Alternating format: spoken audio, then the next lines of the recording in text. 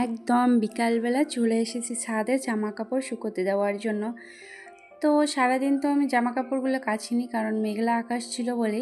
তো ভেবেছি কাচবো না, পরে দেখি রোদ উঠে গেছে, তাই তাড়াতাড়ি করে কেচে দিয়ে নিয়ে আসলাম ছাদে শুকোতে দেওয়ার জন্য। আর এই দিকে হচ্ছে জামা কাপড় শুকোতে দিলাম, আর দেখি রোদ হচ্ছে গাছের আগায়, একটুকু কিন্তু আমার জামা কাপড়ে পড়ছে না, জানি না শুকোবে কি না। তো এইদিকে তারপর চলে এসেছি নিচে, মেয়ে খেলছে আর আমি বসে বসে দেখছি আর ওর ভিডিও করছি।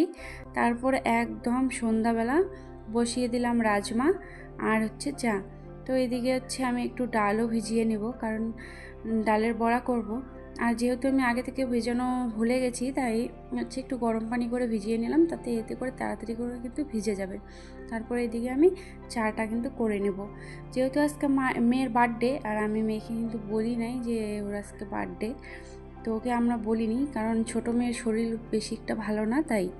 আর এদিকে হচ্ছে পোলাও বসিয়ে দিয়েছি, আর এদিকে বসিয়ে দিয়েছি পায়েসের জন্য দুধ, আর এনে বড়া করব বলে রেডি করে রেখেছি। তারপর ওগুলো নামিয়ে নিয়ে বসিয়ে দিয়েছি মাংস। এদিকে আমার প্রায় পায়েসটাও হয়ে এসেছে।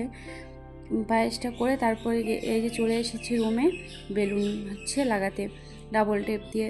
তো বেলুনগুলো কিন্তু ফুলিয়ে রাখা হয়েছে, জানি না কেন একটার সাথে আরেকটা জোড়া লেগে গেছিলো, ছাড়ানোর চেষ্টা করলে ফেটে যাচ্ছিলো, তাই আর ছাড়াইনি, এরকমই রেখে দিয়েছি। তারপর এই যে মেয়ে একদম বসে পড়েছে কেক কাটার জন্য। তো ও তো জানতোই না যে এটা আগস্ট চলছে, ওকে বলা হয়নি। তো ওকে যেহেতু বলি নাই, তাই আশেপাশে কাউকে আর বলা হয়নি, শুধু যে বাচ্চাগুলো ছিল তাদেরকেই বলা হয়েছে।